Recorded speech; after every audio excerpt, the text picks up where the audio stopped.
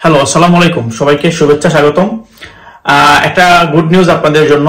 Good news বলতে ওই রকম বড় কোনো গুড নিউজ না।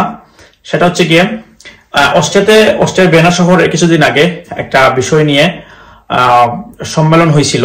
সেখানে অনেক দেশেরই রাষ্ট্র নেতারা বা রাষ্ট্রপ্রধানরা আসছিল। তো বাংলাদেশ থেকে বাংলাদেশের পররাষ্ট্রমন্ত্রীও কিন্তু আসছেন এবং সেখানে অস্ট্রিয়ার পররাষ্ট্রমন্ত্রী ছিলেন। তো অস্ট্রিয়ার পররাষ্ট্রমন্ত্রীর সাথে বাংলাদেশের পররাষ্ট্রমন্ত্রীর বেশ কিছু বিষয় নিয়ে আলোচনা হয়েছে। তো সেখানে উনি একটি দাবি রেখেছেন বা প্রস্তাব দিয়েছেন যে বাংলাদেশ থেকে দক্ষ শ্রমিক নেওয়ার জন্য, যেন তারা বাংলাদেশ থেকে দক্ষ শ্রমিক নিতে পারে। সেক্ষেত্রে কিন্তু অস্ট্রিয়ার যে পররাষ্ট্রমন্ত্রী রয়েছেন তিনি কিন্তু ভালো একটি সম্মতি দিয়েছেন এবং সেই সম্মতিটা কতটুকু গড়াবে ইন ফিউচারে এবং ফিউচারে কিভাবে তারা লোক নিবে বা আদৌ নিবে কিনা সেটা এখনো শিওর হয়নি। কিন্তু বাংলাদেশ থেকে কিন্তু প্রস্তাব দেওয়া হয়েছে অলরেডি। আর আপনারা জানেন যে বাংলাদেশের সরকার উঠে পড়ে লেগেছে ইউরোপের বিভিন্ন দেশের ইউরোপীয় অঞ্চলের বাজারটা দেওয়ার জন্য, শ্রমবাজারটা দেওয়ার জন্য।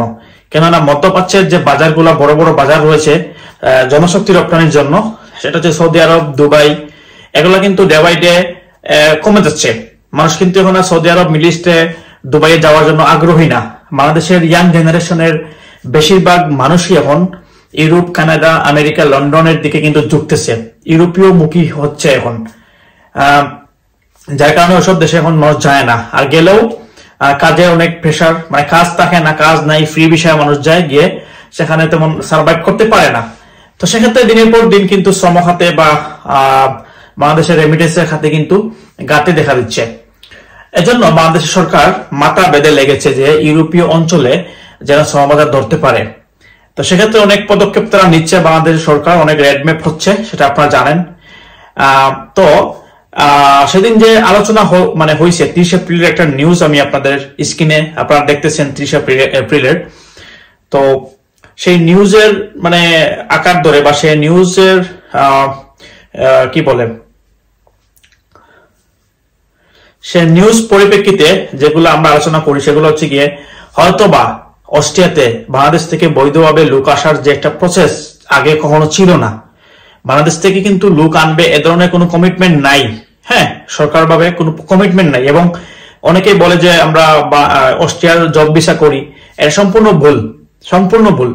অস্ট্রিয়া থেকে বাংলাদেশ থেকে অস্ট্রিয়ায় কোন সময় লোক জনসংখ্যা বা জনশক্তি আনবে কাজের জন্য, এ ধরনের কোনো কমিটমেন্ট নাই, কোনো বিষয় হয় না।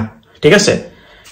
তো এই যে এটা ছিল না, বাংলাদেশ থেকে প্রস্তাব দেওয়া হয়েছে, আশা করি এই প্রস্তাবটা তারা আমলে নিবে এবং বাংলাদেশ থেকে জনশক্তি নিবে, তাও দক্ষ জনশক্তি নিবে। কেননা অস্ট্রিয়াতে কিন্তু ওই ধরনের শিল্প প্রতিষ্ঠান নাই, ওই ধরনের কিন্তু বাণিজ্যিক সাইট নাই। হ্যাঁ, তাদের অর্থনৈতিক উৎস হচ্ছে গিয়ে জনগণের ট্যাক্স। জনগণের ট্যাক্সই হচ্ছে তাদের অর্থনীতির মেইন উৎস। কিছু এগ্রিকালচার আছে, সেটা শহরের বাইরে, তারা নিজেরাই এগ্রিকালচারটা করে ফেলে। কারণ এখন কৃষিখাতে যে উন্নয়ন বা কৃষিখাতের ম্যাক্সিমাম ক্ষেতগুলো কিন্তু মেশিনারিজের উপর ডিপেন্ড করে। হ্যাঁ, আধুনিকতার ছোঁয়ায় এখন আর আগের মতো মানুষ লাগে না, একজনই অনেকগুলা ক্ষেত করতে পারে মেশিনারিজের মাধ্যমে, সেটা সবাই জানেন। তো অস্ট্রিয়াতে কিন্তু ওই ধরনের কোনো শিল্প প্রতিষ্ঠান নাই যেখানে শত শত মানুষের প্রয়োজন আছে, নির্মাণ শ্রমিকের প্রয়োজন আছে, ওই ধরনের কিন্তু নাই। যারা আছে তারা নিজস্ব লোক অথবা আশেপাশের হাঙ্গেরি, রোমানিয়া, বুলগেরিয়া, স্লোভাকিয়া, হ্যাঁ, চেক রিপাবলিক, এই সমস্ত দেশ থেকে এসে কিন্তু তারা তাদের যে চাহিদা আছে এটা মিটিয়ে ফেলে তারা। হ্যাঁ, নির্মাণ শ্রমিকের জন্য অত বেশি ইন্টারন্যাশনাল সেক্টর থেকে বা ইন্টারন্যাশনাল ওয়ের মাধ্যমে যে লোক হায়ার করতে হবে এরকম কোনো অভাব নেই তাদের। তো সেক্ষেত্রে কিছু কিছু জায়গায় আছে, আইটি সেক্টরে বলেন বা আরো কিছু জায়গা আছে, সেসব জায়গাতে কিন্তু তাদের দক্ষ লোকের প্রয়োজন আছে। তো বাংলাদেশে কিন্তু তারা একটা অফিস করতে চায়, সেটা হচ্ছে গিয়ে বাংলাদেশের বায়ু এবং বজ্রখাতের শক্তি বাড়ানোর জন্য, বজ্র থেকে কিভাবে, ময়লা থেকে কিভাবে ভালো জিনিস করা যায়, বায়ু ক্ষেত্রে তারা বিনিয়োগ করতে চায়। যার কারণে তারা একটা অফিস করতে চায় বাংলাদেশের ঢাকায়, অস্ট্রিয়া। সেই প্রস্তাব দিয়েছে, বাংলাদেশেও সেটা গ্রহণ করেছে এবং বাংলাদেশে যে প্রস্তাব দেওয়া হয়েছে যে জনশক্তি রপ্তানির জন্য, সেটা হয়তো এখনো আনুষ্ঠানিকভাবে তারা গ্রহণ করেনি, কিন্তু হয়তো এই বিষয় নিয়ে অস্ট্রিয়ার গভর্নমেন্ট বা অস্ট্রিয়ার পররাষ্ট্রমন্ত্রী আলোচনা করতে পারেন।